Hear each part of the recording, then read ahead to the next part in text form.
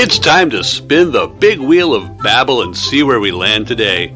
Chances are pretty good it's going to be stupid people, bad government, or hey, what do they actually make bologna out of anyway? And why is it so expensive? It's just how we do things here on the Ron Van Dam Show on New England Broadcasting.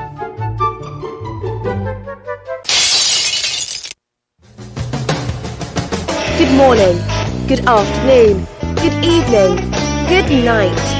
It's the Ron Van Dam Show. All right, that's enough. Hold on tight. Things can get a bit weird, if you like that sort of thing. Settle down, you're annoying me.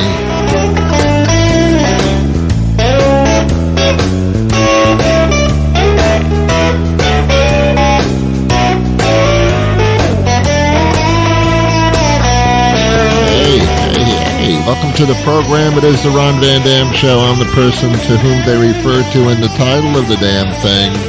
It's a pleasure to be with you. Anything can happen. Please get the children out of the room quickly. Now, get them out. Get them out. Out.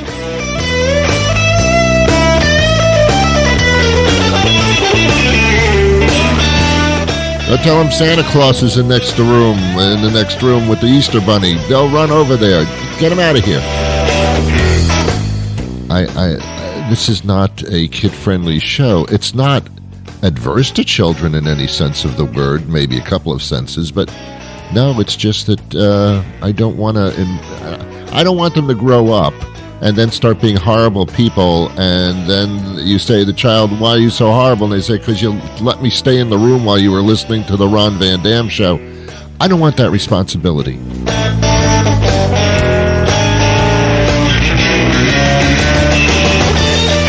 right, that's enough. What a nice fade that was, huh? Whoa, that was a nice fade. I've won awards for those fades. Well, welcome. Hi, this is the Friday weekend edition of the program. You know what that means? It means it's the Friday weekend edition of the program. Not to repeat myself, but sometimes it's necessary. Here's how this is going to go down. You're going to sit down and shut up for about half an hour. I'm going to talk at you, and when it's all over, you will feel cleansed, like you had some type of colon cleansing going on. That's what I do. I wish I had a mobile van. I would do colon cleansing in a mobile van. I would. You'd call me up on the phone and say, Ron, I'm so upset and everything's horrible and I'm stressed out. Ron, can you come over and do a colon cleansing for me? I'd say, well, I will pack the mobile van. I'll get all the stuff and I'll be there in about 10 minutes. Oh, thank you, Ron. Thank you. And then I pull up in a van with a large garden hose. I don't know what I'm going to do with it. And I cleanse you. I just, it's like a colonoscopy kind of cleansing where it's like an oil change, in a sense. And I would do that. And then I would grow so large in business, that I would have to have franchises all over the country of Ron's colon cleansing mobile van unit, number 27. I'd number them. I would number them. And then eventually I would go to other countries and do cleansings of all kinds of cleansings. I would be your mobile douche.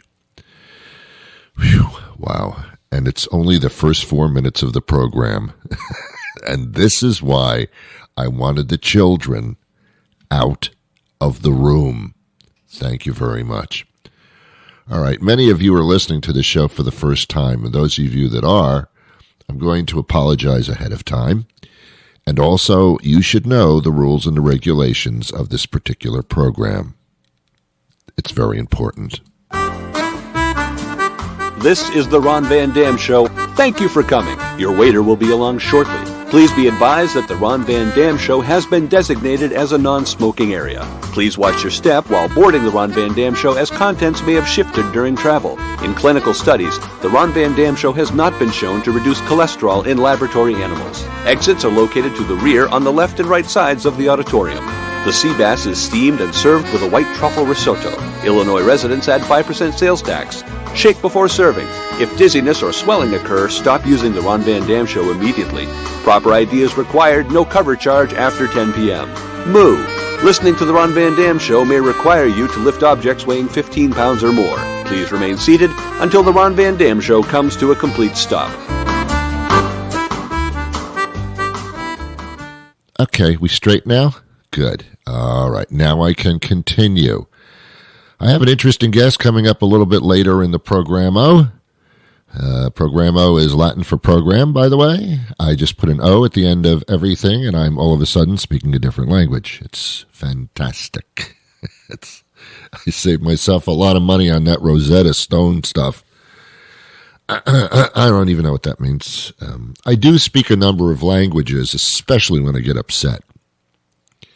Isn't it funny how when people get upset, they break into another language? I always find that fascinating when people just lose their, I'm losing my voice. Phlegm, ladies and gentlemen, it's my number one enemy. Second is allergies. Third is people. No, people number one, phlegm number two, allergies number three. Okay, what the hell was I talking about? It's interesting that people, they speak perfectly wonderful English, such as myself, but when they get upset, they break into something else. Latino people do it all the time. Yeah. What do you mean that's a dollar? It says it's 50 cents. I'm sorry, but it's $1. Excuse me, what did you say? Nothing. Yeah.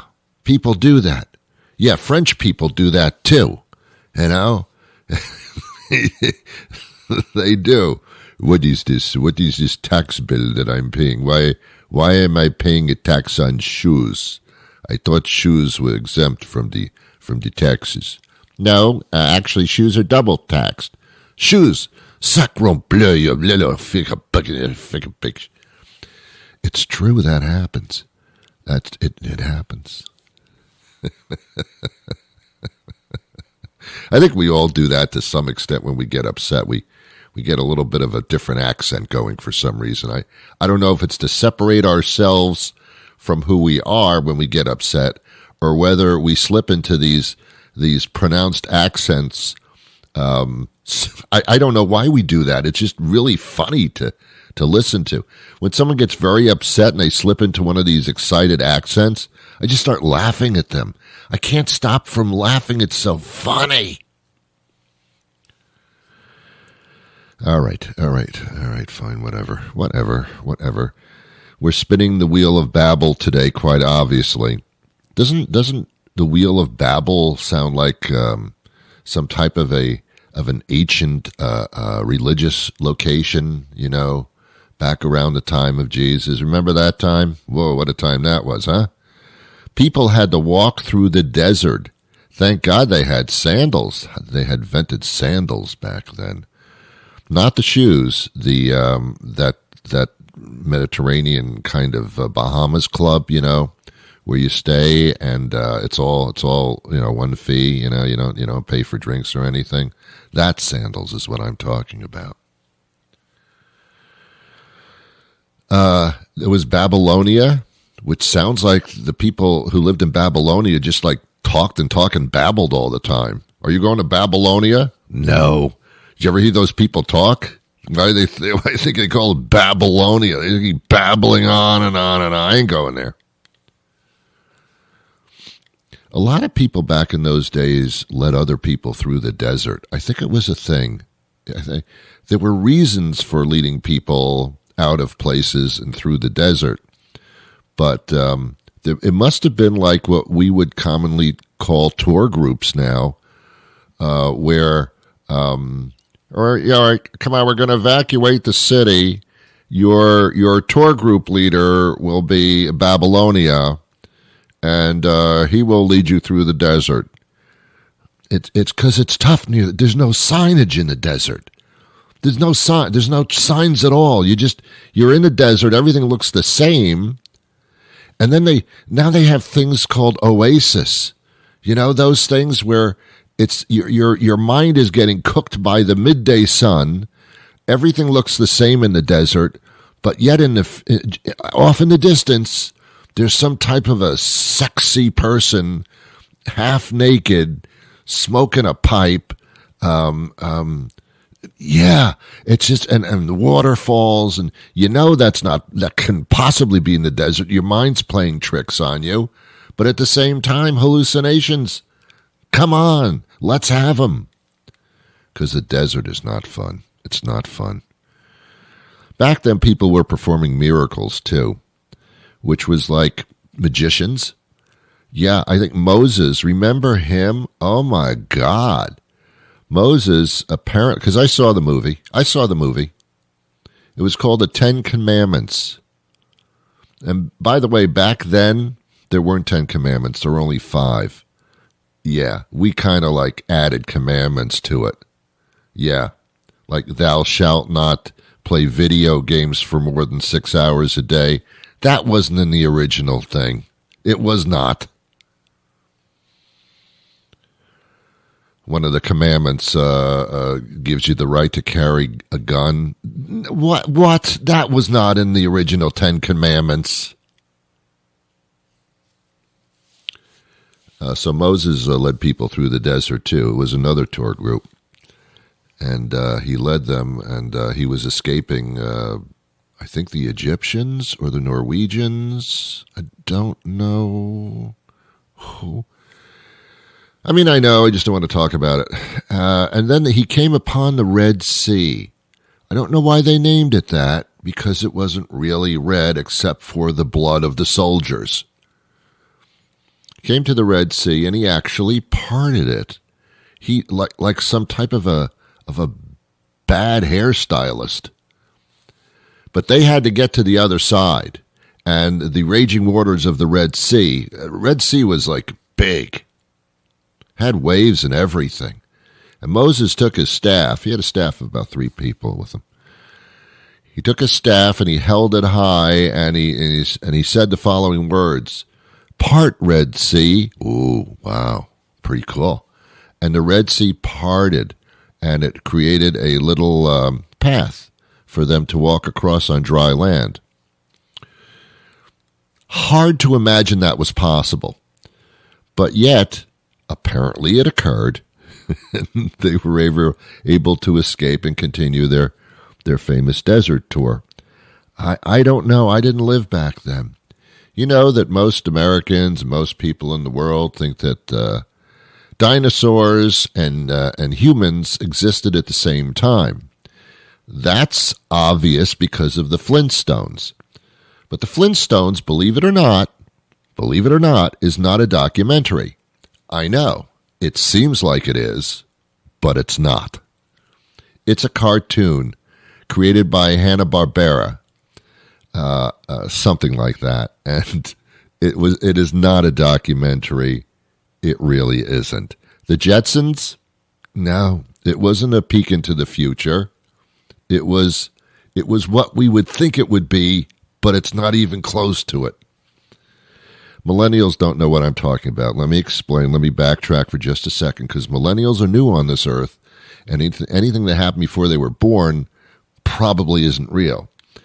The Flintstones was a cartoon back in the 60s, and that's what it was. And there were dinosaurs, and the Flintstones were human beings, and they lived in a cave, but the cave had Wi-Fi and television and all that stuff. And I know. And when you went to the drive-in, when you ordered a McRib sandwich, it was actually the rib of dinosaurs.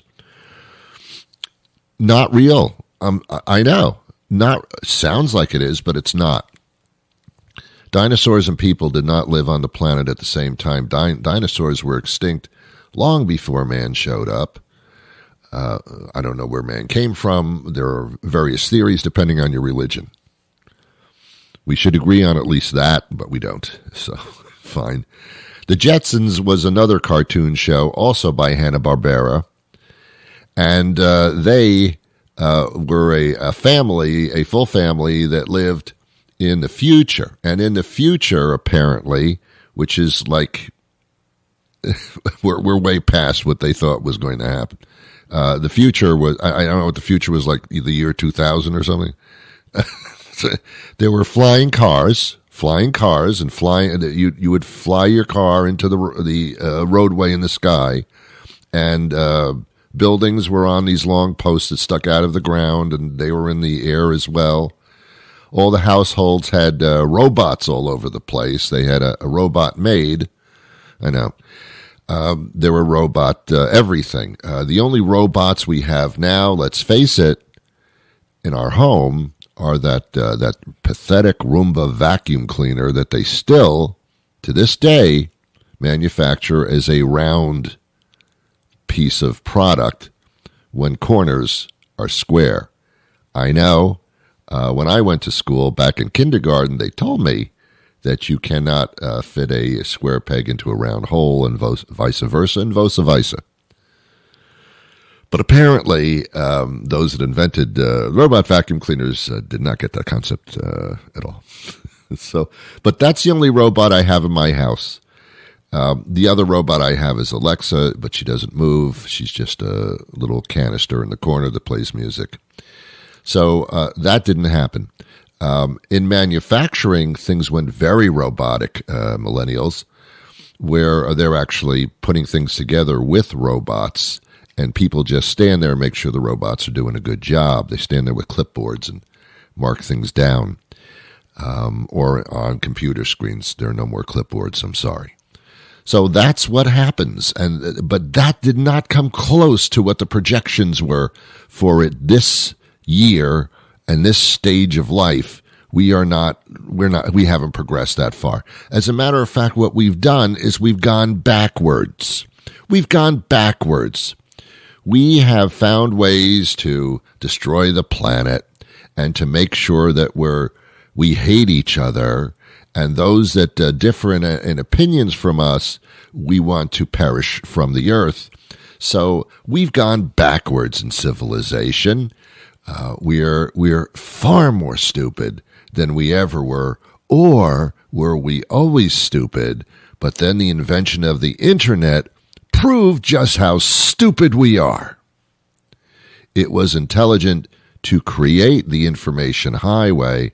It was destructive to learn just how stupid the population of the globe really is. So have we gone forward? No. I can't remember the last time anybody parted the Red Sea or the Hudson River. Or try it in your bathtub tonight. Do you still have a bathtub? A lot of homes don't have bathtubs anymore, just showers.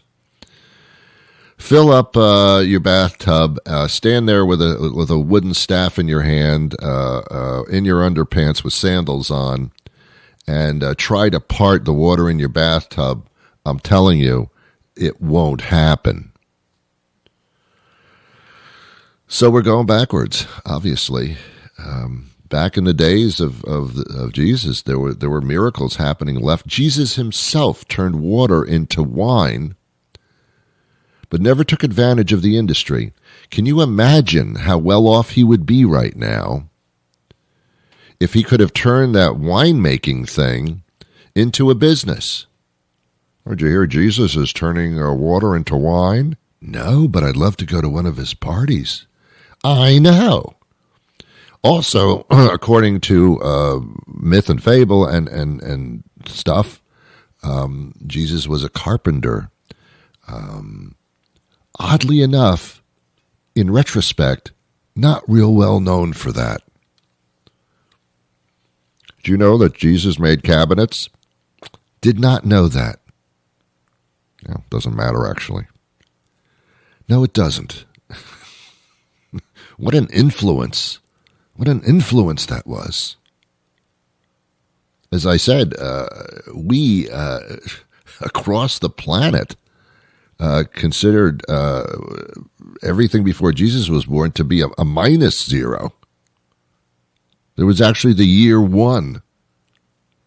What? Yes, he was there, and that was the year one. Well, what about the stuff that happened before he wasn't there?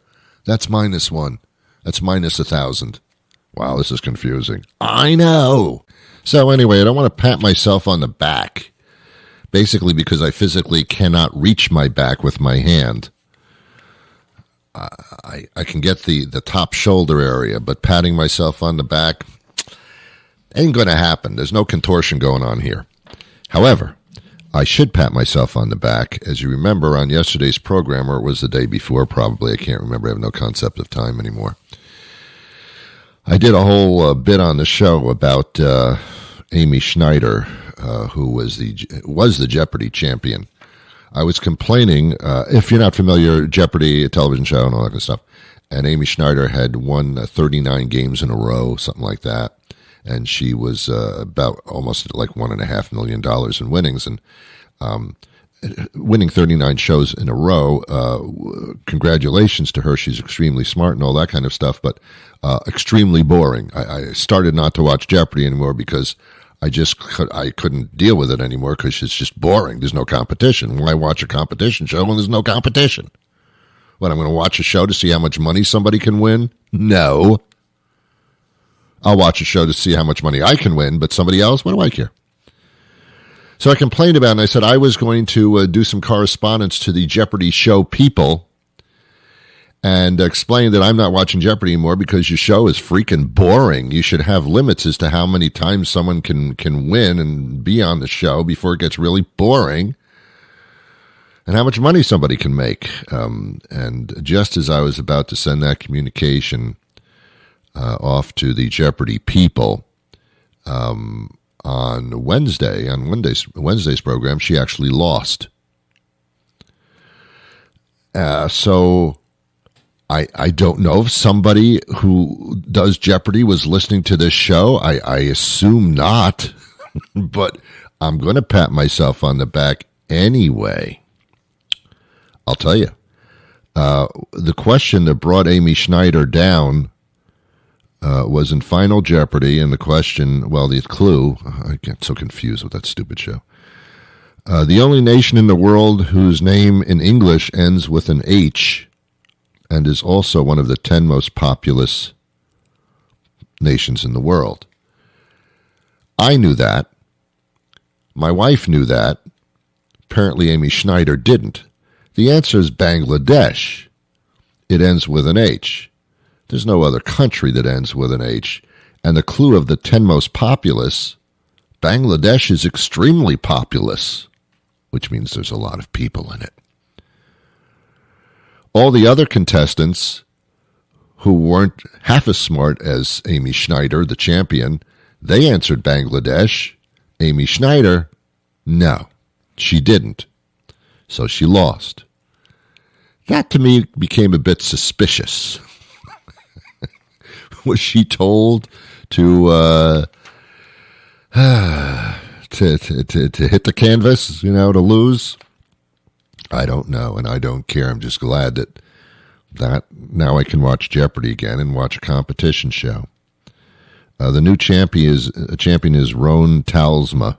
I don't know, whatever. Anyway, I thought I'd bring that up because I think I did something good for humanity and television itself by suggesting that Amy Schneider end her reign, and she did. Congratulations to you, Amy, but the show is starting to get incredibly boring. Now I don't have that problem. Okay, enough about that. Someone has to pay for this. Apparently it's not going to be you. So, how about this?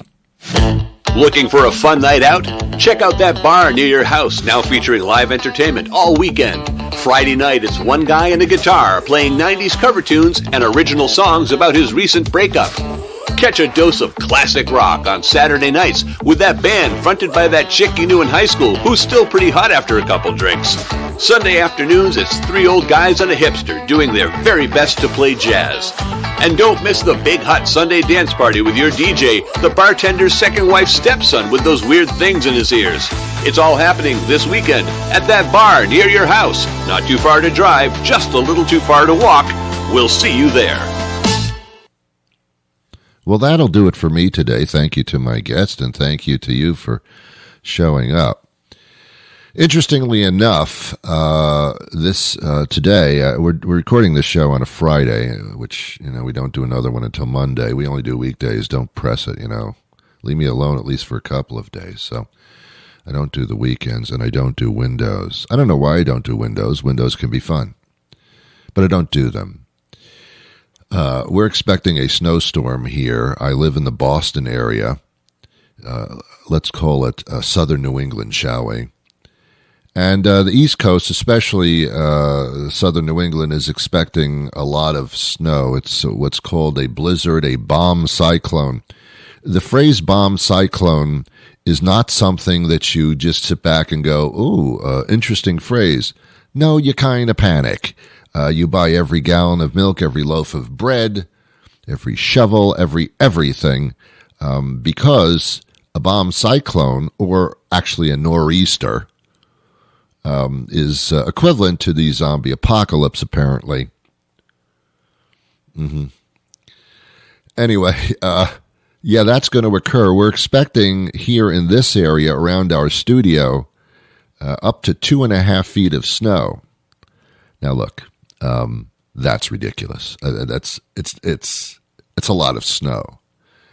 I have trouble removing a snowflake from my jacket, much less 2.5 feet of snow.